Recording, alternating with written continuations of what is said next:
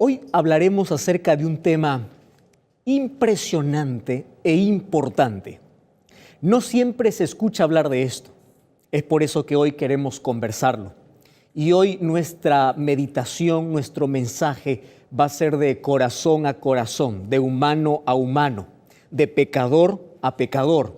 Está bien, porque yo también soy un pecador que necesito de la gracia y la misericordia de Dios, que también tengo mis luchas y problemas y que todos los días también lucho por estar tomado del brazo poderoso de Jesús. Así como todos aquellos que amamos a Jesús, luchamos cada día, estamos juntos en ese camino.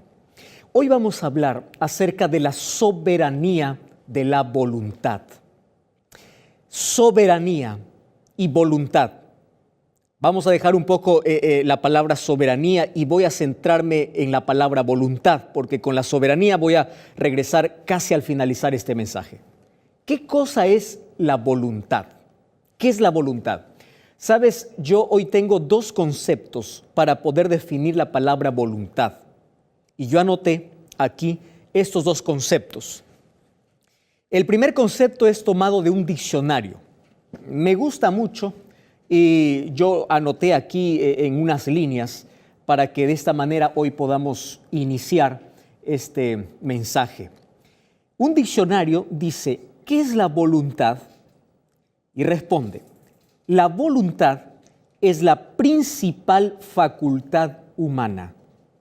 Me interesó mucho la manera como introduce este concepto.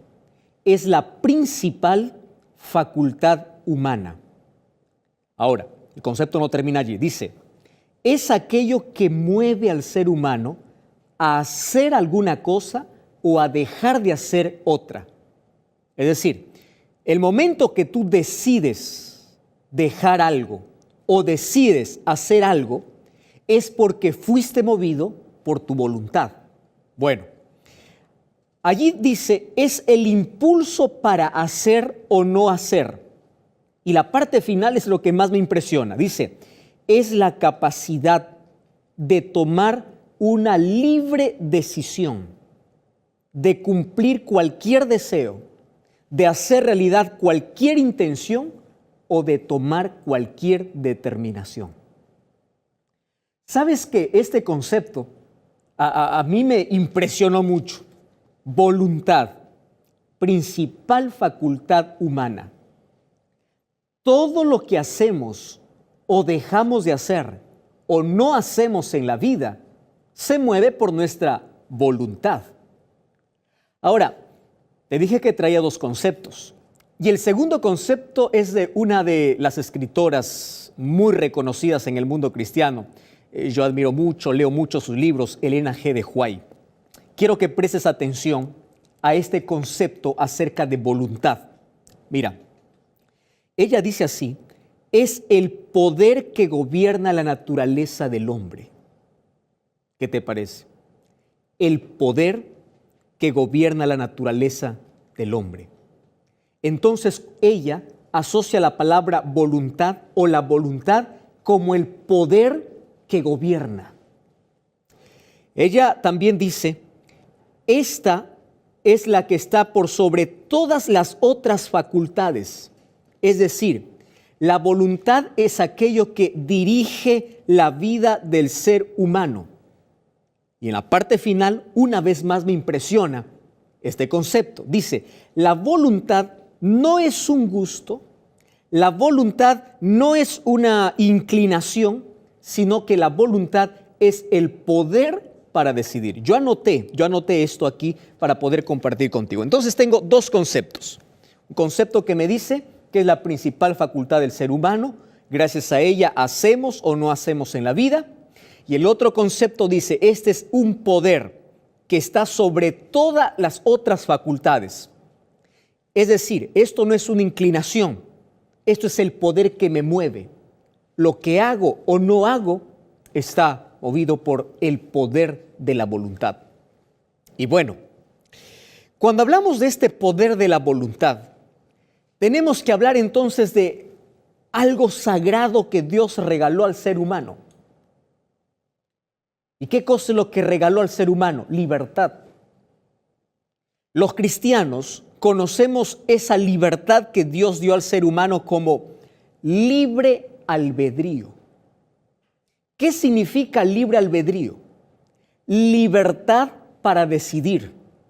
Solo que el libre albedrío se maneja o el libre albedrío se coloca en un contexto donde el ser humano es consciente para elegir.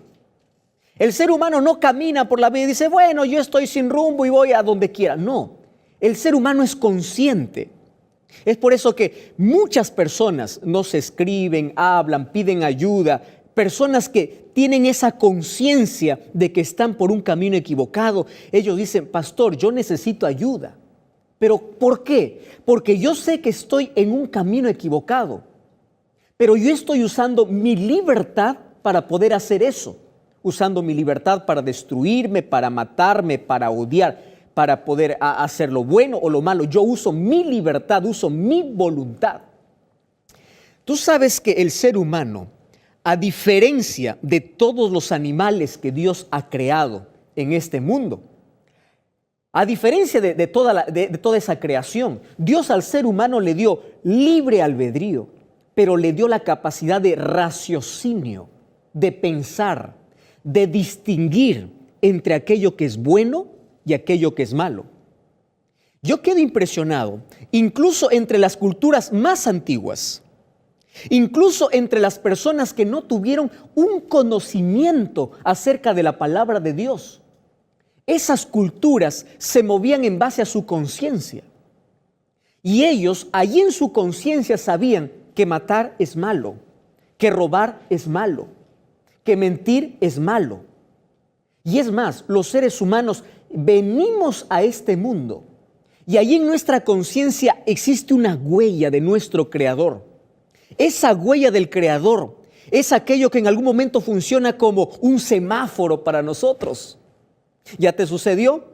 Estás a punto de hacer algo malo, estás a punto de herir a una persona, estás a punto de maltratar a una persona o estás a punto de hacer algo que te daña, te perjudica. Allí en tu conciencia como que aparece una luz roja y dice, para, espera, contrólate, no lo hagas. Ahora, los seres humanos, cuando acostumbramos a pasar esa luz roja, entonces nos acostumbramos con el pecado. Y llega un momento en que nosotros perdemos la conciencia entre aquello que es bueno y aquello que es malo. Y como dice la Biblia, a lo malo hoy llamamos bueno. Aquello que antes para nosotros era pecado, era un escándalo. Ahora no, ahora es natural. Ahora se exhibe, ahora se promociona, ahora se publicita. Es que el ser humano está perdiendo ese sentido de conciencia. Entonces, la voluntad se mueve en ese contexto donde el ser humano conoce qué decisiones está tomando en la vida. Muchas personas están equivocadas, están mal. Muchas personas saben que se están autodestruyendo, pero ¿sabes qué cosa es lo que les falta? Ellos mismos lo expresan así: pastor, me falta fuerza de voluntad. Tú ya escuchaste esa expresión. Y sí, fuerza de voluntad. Quiero, pero no puedo, como que dentro de mí hay una lucha. Pastor, me decía hace una semana, alguien que me escribió, decía, pastor, durante 20 años estoy intentando dejar el cigarrillo. 20 años, yo lucho todos los días. Entonces yo cada vez que veo una cajetilla de cigarrillo, cierro los ojos y digo, hoy voy a vencer el cigarrillo. Yo tengo deseo. Pero cuando está cerca el cigarrillo, parece que el cigarrillo es un imán y me atrae y es irresistible. Pastor, yo no puedo y todos los días lucho y digo, ya hasta aquí se acabó. Cada vez que termino un año, digo, el próximo año ningún cigarrillo más y me falta voluntad. Parece que soy muy débil ante la tentación. ¿Y cuántas cosas nosotros decimos acerca de nuestra voluntad? Ahora, ¿dónde está el mayor problema? El mayor problema es que el ser humano, desde que desobedeció a Dios, desde que se rebeló contra Dios, se independizó de Dios, desde que entró el pecado al mundo, Esa voluntad humana que se gozaba en agradar a Dios, ahora dio la espalda a Dios. Y esa voluntad se deterioró. ¿Y sabes qué cosa aprovechó el enemigo? De dominar nuestra voluntad. Y domina a través de los gustos, a través de nuestros deseos, a través de acciones pecaminosas. Entonces, Él se deleita incluso en hasta hacernos títeres en esta vida. Yo conozco personas que dicen, pastor, yo no sé, pero estoy caminando hacia el peligro, yo sé que está mal. Otras personas que se resignan dicen, no te metas con mi vida, eso es lo que yo hago. Son conscientes de que no están bien, pero insisten en el mal. ¿Qué cosa les falta? Voluntad para cambiar, para decidir. Ahora, esa lucha lo tenemos todos los seres humanos, porque dentro de nuestro corazón, de nuestra mente, hay una lucha interna entre dos poderes. Ahora, el apóstol Pablo lo describía así. En el libro de Romanos capítulo 7, versículo 19, dice así la palabra de Dios: yo no hago el bien que quiero. ¿Sabes que está hablando uno de los mayores apóstoles? El apóstol Pablo, aquel que tiene una linda historia de conversión, aquel a quienes miles de cristianos admiramos mucho y queremos ser como él. Y él expresa de corazón y dice, yo también lucho como ustedes. Yo también sufro porque yo no hago el bien que quiero, sino el mal que no quiero, eso hago. Y si hago lo que no quiero, yo no lo hago yo, sino es el pecado que vive en mí. Es decir, tengo una voluntad tan deteriorada, tan débil, que cedo fácilmente para que el diablo pueda dominar mi mente. Cedo fácilmente a la tentación. Entonces, si nosotros terminamos aquí el mensaje, podemos decir, todos estamos condenados a la muerte. Porque la misma Biblia dice, ¿quién es la persona que le gusta hacer el bien, que le gusta buscar a Dios? No hay justo ni aun uno. Bueno, ¿cuáles son las características de la voluntad humana? La voluntad humana es egoísta, es cruel, malintencionada. La voluntad humana es traicionera. La Biblia dice, engañoso es el corazón, incluso nuestros sentimientos son traicioneros. Engañoso es el corazón. ¿Quién lo conocerá? Una voluntad deteriorada. Ahora, por lo menos te voy a mencionar 4 características que tiene nuestra voluntad. Número 1, nuestra voluntad humana es egoísta. ¿Qué significa eso? Nuestra voluntad humana es diferente a la voluntad divina. Nosotros pensamos en nosotros mismos y queremos hacer lo que a nosotros nos parece. Esa es nuestra cualidad. ¿Sabes quién es el padre de esta característica? Caín. ¿Recuerdas que Dios pidió un sacrificio? Y en ese sacrificio tenía que presentar un cordero. Caín dijo, bueno, yo no voy a presentar un cordero, yo voy a dar lo que yo quiero. Es decir, él tenía voluntad de ir a Dios, sí, pero no como Dios pedía, sino como él quería. Y yo creo que la primera religión, la religión opuesta a la voluntad de Dios, es la que fundó Caín. ¿En qué consiste su religión? Yo alabo a Dios, yo sirvo a Dios, pero hago lo que quiero, lo que a mí me gusta. Al final Dios tiene que aceptar. No importa el día, no importa cómo, no importa lo que haga, Dios me acepta. ¿Por qué? Porque estoy mencionando el nombre de Dios. Esa es la religión de Caín. Una religión que se aparta de la voluntad de Dios y quiere hacer lo que quiere y así quiere hacer la voluntad de Dios. Y tú sabes cuál es el final de Caín. Entonces, esa es nuestra voluntad humana, es egoísta. Número 2, nuestra voluntad humana es comodista. ¿Qué significa eso? En que los seres humanos buscamos acomodarnos en esta vida y preocuparnos solamente por el presente, sin mirar el futuro. Nuestra voluntad humana dice, vamos a acomodarnos acá. No importa si está bien o está mal, aquí nos acomodamos.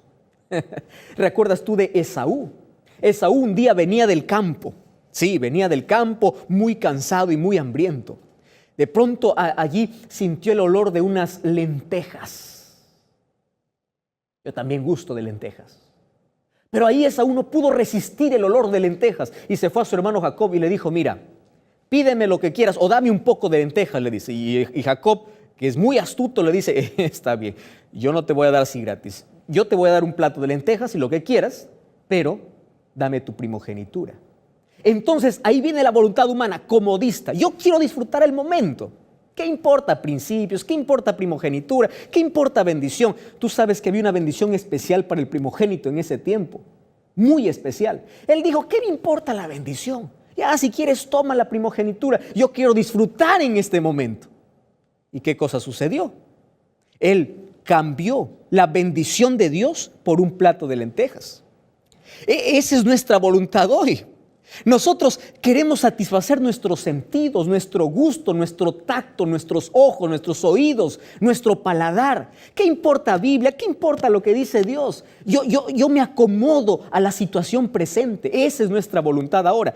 Nuestra voluntad hoy es desobediente. ¿Recuerdas tú de Saúl? Desobedeció siempre a Dios, perdió la vida y perdió el trono. Y finalmente, la voluntad humana es ambiciosa. Judas vendió a su propio maestro por 30 piezas de plata. Eso es nuestra voluntad manchada por el pecado. Ahora, cuando yo quiero hacer la voluntad de Dios, con esta voluntad mía que está deteriorada por el pecado, yo encuentro que necesito del poder de Dios, necesito de transformación. ¿Por qué? Porque cuando yo quiero hacer la voluntad de Dios, para hacer la voluntad de Dios, yo tengo que tener por lo menos unas 4 características. Número 1, tengo que ser obediente. Y para ser obediente tengo que someterme a su palabra. Abel fue obediente a la palabra de Dios. Número 2, yo tengo que ser fiel. Fiel a lo que creo, fiel a mis principios. ¿Recuerdas tú de José? Un día estaba allí solo con la esposa de Potifar. Y la esposa le dice, mira, aquí nadie nos ve. Aquí podemos tener una relación oculta, secreta. Nadie se va a enterar. Y José dijo, ¿sabes cómo pecaría contra mi Dios? Él fue fiel. Es decir, hacer la voluntad de Dios demanda de fidelidad. Hacer la voluntad de Dios demanda de firmeza. Cuando Daniel estuvo allí en Babilonia, se le presentó todas las exquisiteces de ese momento, las cosas más ricas al paladar. Y Daniel 1:8 dice que él propuso en su corazón no contaminarse, porque hacer la voluntad de Dios demanda de firmeza, hacer la voluntad de Dios demanda de fe. Los 3 amigos de Daniel, cuando le amenazaron y le dijeron, ustedes van a ir a un horno de fuego, ellos les dijeron, no importa, sabemos que nuestro Dios nos libertará. Pero sabes, hacer la voluntad de Dios demanda de una decisión. Toda la vida tomamos decisiones y tomamos todos los días decisiones. En el libro de Josué capítulo 24, versículo 15, Josué invita al pueblo de Israel y hoy te está invitando a ti y a mí a tomar una decisión de someter nuestra voluntad a la voluntad de Dios. Y en Josué 24:15 dice, si mal os parece servir a Dios, elige hoy a quién servir. Y allí él termina diciendo, yo y mi casa serviremos a Jehová. Es decir, cuando en mi voluntad yo decido seguir a Jesús, Jesús fortalece mi voluntad débil. Él es el que me saca de la esclavitud. Él es el que rompe las cadenas del cigarro, de la droga, del alcohol, de la promiscuidad, de la ira, del rencor, del odio. Porque yo con mi propia voluntad no puedo. Es por eso que el apóstol Pablo decía en Filipenses 2:13 y 14, Él es el que produce en mí el querer y el hacer por su divina voluntad. ¿Sabes que hacer la voluntad de Dios es respetar su palabra? Salmos 48 dice, yo me deleito en hacer tu voluntad y tu ley está en mi corazón. Es por eso que guardar los mandamientos de Dios es la evidencia de que amas a Dios y de que tu voluntad está sometida a la voluntad de Dios. Y es por eso, en este momento, yo quiero desafiarte a ti. Tú que estás viendo este programa, hoy hablamos acerca de la soberanía de la voluntad, de aquello que nos mueve a hacer o a dejar de hacer algunas cosas. Y voy a hablar para ti que te sientes esclavo, que te sientes destruido, para ti que te falta voluntad. Para ti que dices, pastor, yo sé que estoy equivocado, pero me falta fuerzas para salir. Recuerda lo que dice Filipenses 4:13. Tú no puedes solo, pero todo lo puedes en Cristo que te da fortaleza. Si tú por tus propios esfuerzos quieres cambiar, romper tus cadenas, si por tus propias fuerzas quieres hacer algo para ti, no son suficientes porque tu voluntad está dominada por el pecado.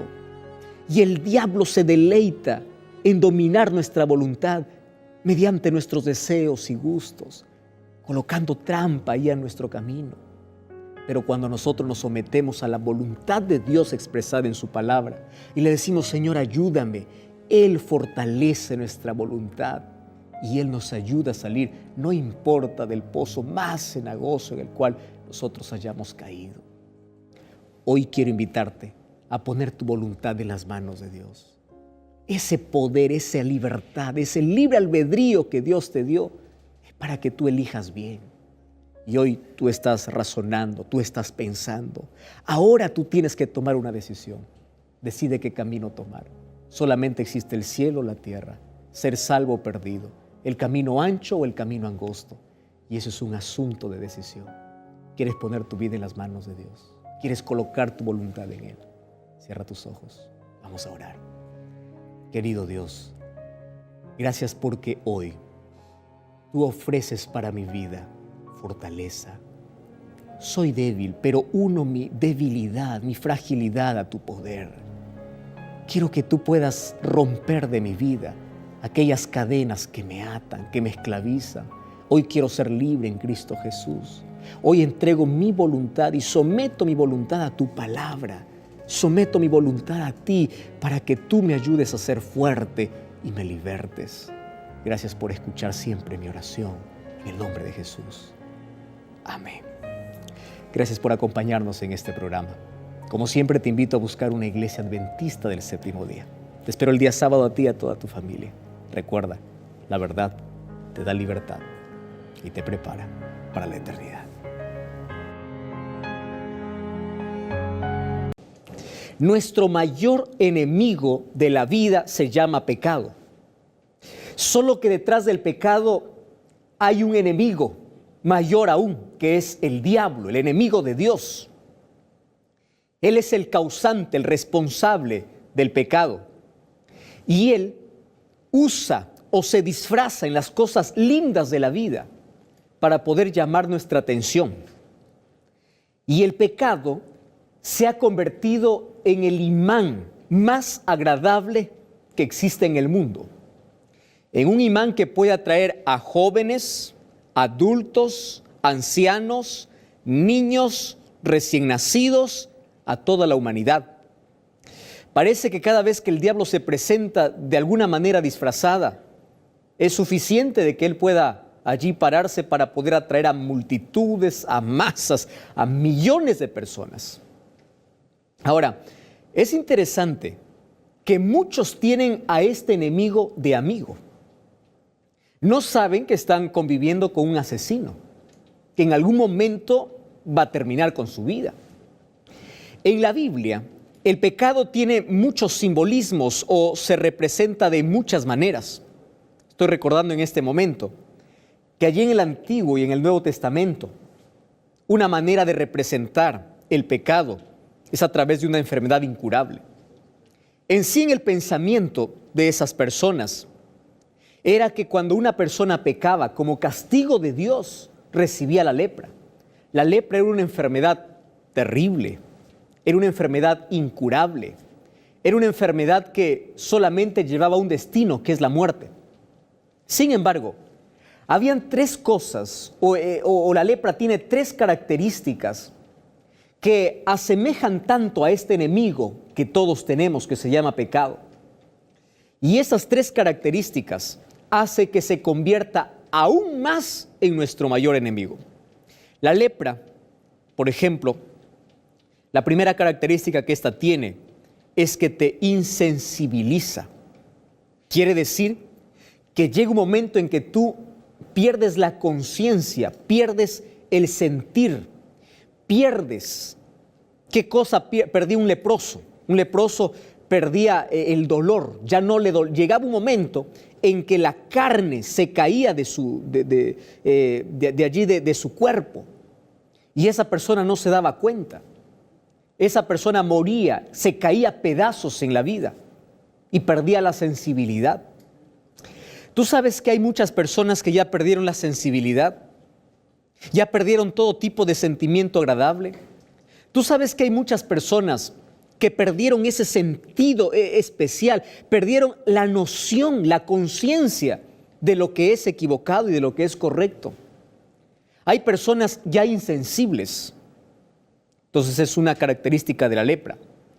La segunda es que la lepra deformaba a la persona.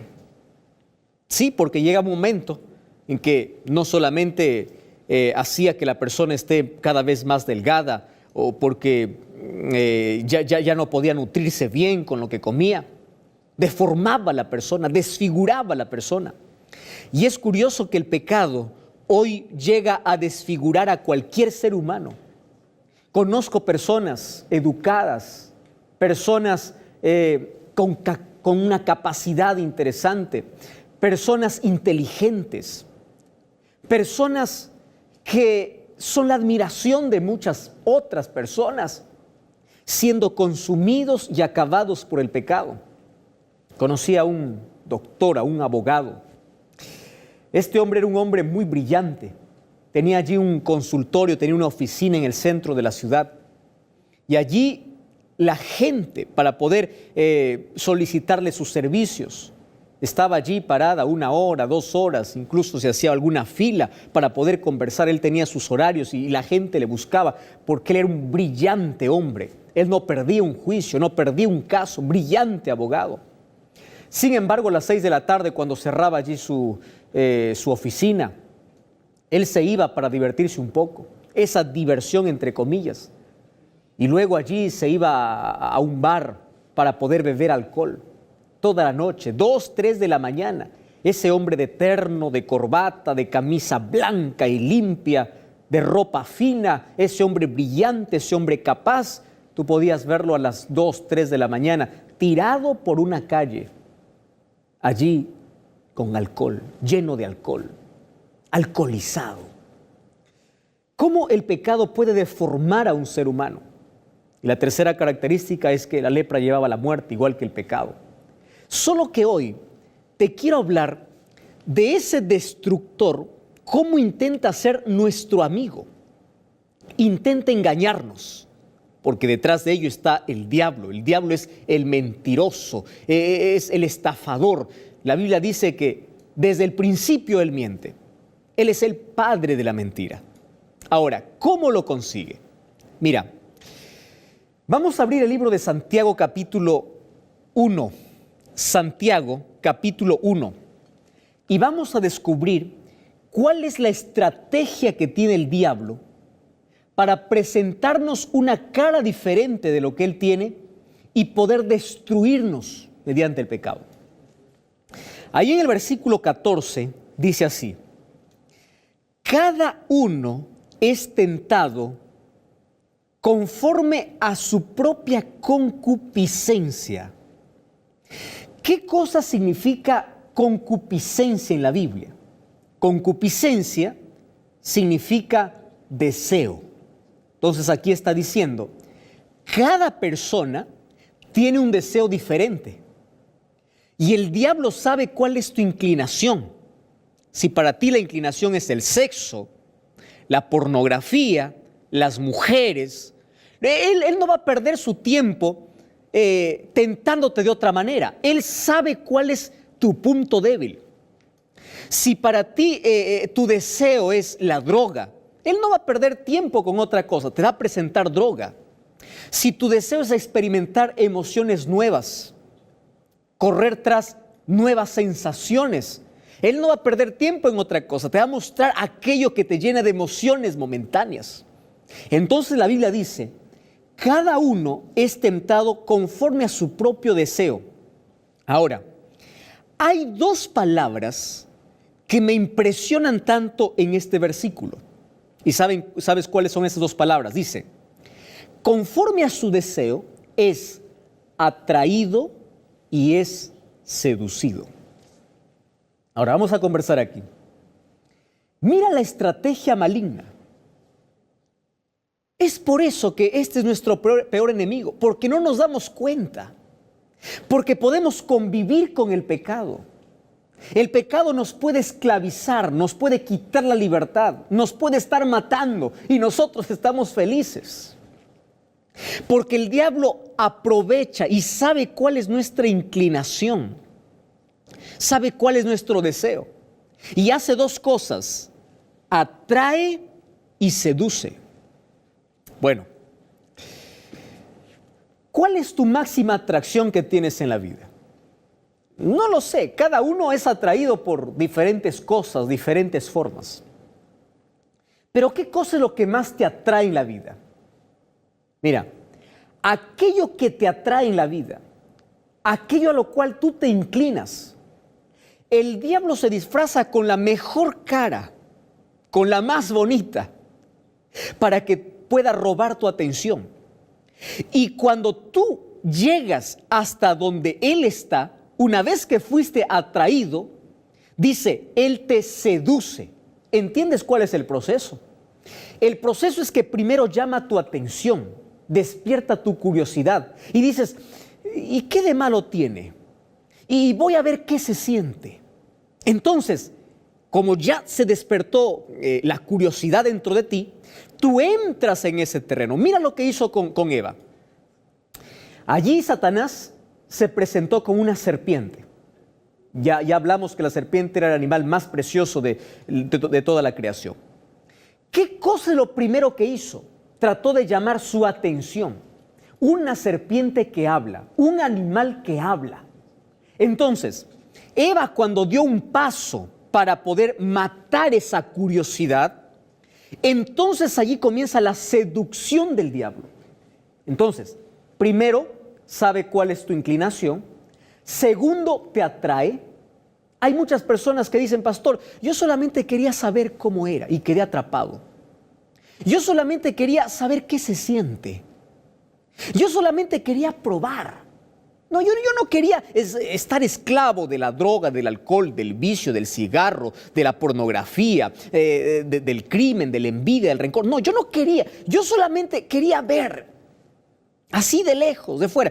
Ahora, cuando el ser humano da un paso en dirección al terreno del enemigo, no hay manera de poder retroceder. El diablo conoce su terreno. Él sabe cómo. Cuando tú das un paso hacia su terreno, él sabe ya que tú vas a caer. Es por eso que la recomendación de Dios a Adán y Eva fue: no se acerquen. Querido, con el pecado no se juega. Al pecado no hay que acercarse, ni siquiera por curiosidad. Porque tú dices, a ver, voy para que me lean la mano, solo por curiosidad. Voy para ver qué se siente fumar. Voy para ver qué es una discoteca. Voy para probar qué es una droga. Es suficiente que tú puedas dar un paso en el terreno del enemigo y el diablo te seduce. No existe mayor seductor en el mundo que el diablo. Ya sabes de qué estoy hablando. ¿Quién es un seductor? Un seductor es alguien que insiste, alguien que es capaz de hacer todo por conquistarte. ¿Ya viste a hombres seductores? ¿Ya viste mujeres seductoras? ¿Qué cosa es lo que hacen para poder llamar y capturar tus sentidos? Entonces, el diablo dice que él sabe cuál es nuestra inclinación. Entonces nosotros somos atraídos y somos seducidos. Y luego, ¿qué cosa hace? Acaba con nuestra vida. Mira lo que hace el pecado. El pecado acaba con nuestra salud, acaba con nuestra familia, acaba con nuestros valores. ¿Por qué acaba con nuestra salud? Imagínate una persona que dice, voy a divertirme. Sacrifica una noche de sueño por estar allí en una fiesta. Sacrifica su salud, mata sus neuronas, destruye su salud y dice, yo me estoy divirtiendo. El pecado acaba y te deja cicatrices en la vida, cicatrices abiertas. El pecado roba tu libertad. Muchas personas Piensan que son libres, pero están esclavizadas. Están allí metidas en una trampa. Finalmente, el pecado te mata. Ahora, yo quiero hablarte de un asunto muy serio. Hay muchas personas que llaman pecado a matar, a asesinar, a hacer daño a la gente. Y personas que dicen, no, yo no cometo pecado. Porque los pecados que yo tengo son pequeñísimos, son chiquitos, son insignificantes. Eso no me puede destruir. Querido, hoy te quiero mencionar que la Biblia dice para tener mayor cuidado con aquellos pecados que nosotros hemos aprendido a categorizar, porque nosotros hemos aprendido a eso, ¿verdad? Este es pecado grande, este es pecado pequeño. Quien mata con un puñal merece la cárcel. Quien mata con una palabra, pues todos matamos y no merece nada. Todo el mundo mata, entonces, ¿cuál es el problema? Que es una mentira. Eso es insignificante. Ahora, mira, la Biblia dice en el libro de Eclesiastés, capítulo 10, versículo 1. Mira lo que dice. Las moscas muertas hacen heder y dar mal olor al perfume. Una pequeña locura es quien puede destruir a un sabio. Una pequeña locura, un pequeño pecado, un pequeño agujero puede hundir un navío. Pequeño. Una gota de veneno puede matar a un ser humano. Una gota. Un pecado pequeño acariciado puede destruir para siempre tu vida. Cuídate de lo pequeño. Y mira lo que dice el libro de Cantares. Me encanta este libro. El libro de Cantares, capítulo 2, versículo 15. Está luego de Eclesiastés. Cantares, capítulo 2, versículo 15. Dice así: cazadnos las zorras, las pequeñas, que echan a perder las viñas. ¡Qué interesante! Él no está preocupado por las pestes grandes, los animales grandes. Cacen las chiquitas, porque ellas se meten y tú no te das cuenta. ¿Cuáles son esas zorras pequeñas que nosotros necesitamos destruir en la vida? La primera vez que menciona la palabra zorras aquí en la Biblia, encuentro a Sansón cuando quiere vengarse de sus enemigos o cuando quiere pagar a sus enemigos. Dice que va al campo y caza 300 zorras, es decir, él lo hizo por venganza. Entonces, la venganza puede ser una zorra, puede ser un pecado, puede ser un destructor. La vanidad, el egoísmo, el orgullo, el menosprecio, la envidia, la mentira. Yo te puedo mostrar bíblicamente cómo todas estas cosas pequeñas pueden destruir al ser humano, y el ser humano aprendió a convivir con ellas. Y no se da cuenta que está mal, no es consciente de eso. La Biblia dice, cuídate de aquello que es pequeño. Es por eso que David decía, examíname, oh Dios. Es decir, ayúdame a identificar aquello que es pequeño, porque lo grande yo puedo saber. Tú puedes estar criticando allí a alguien que está hundido en la droga, pero tu corazón está con envidia. La droga le está acabando a ese muchacho, pero la envidia te está carcomiendo a ti. Tú puedes ver a un asesino, alguien que manchó sus manos con sangre. Él está pagando una culpa, una condena, pero a ti el orgullo está aprisionando tu corazón. Ahora, mira lo que dice la Biblia en el libro de Salmos, capítulo 19, versículo 12. Este es un texto de oro, maravilloso. Salmos 19, 12 dice, ¿quién podrá entender sus propios errores? ¿Y sabes qué dice David? Señor, líbrame de los que me son ocultos. Es decir, líbrame de aquellos pecaditos, de aquellos que yo no los veo, de aquellos que yo ya me acostumbré a acariciarlo en mi vida.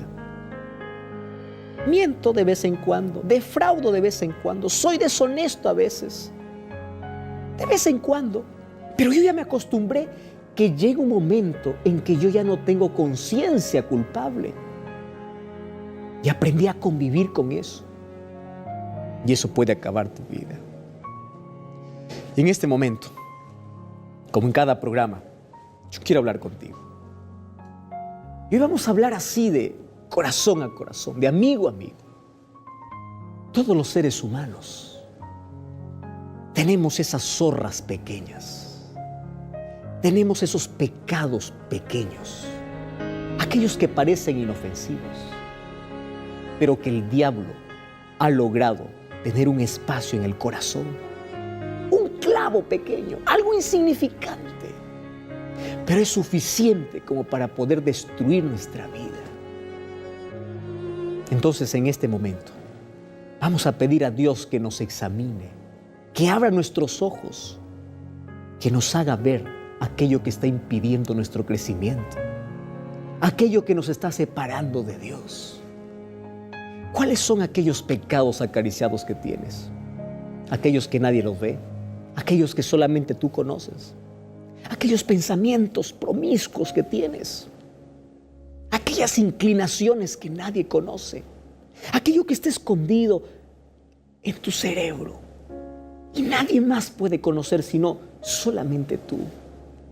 Aquellos pensamientos suicidas o homicidas, aquellos pecados tienes que abandonarlos ahora y pide a Jesús que Él pueda ayudarte. ¿Quieres orar conmigo?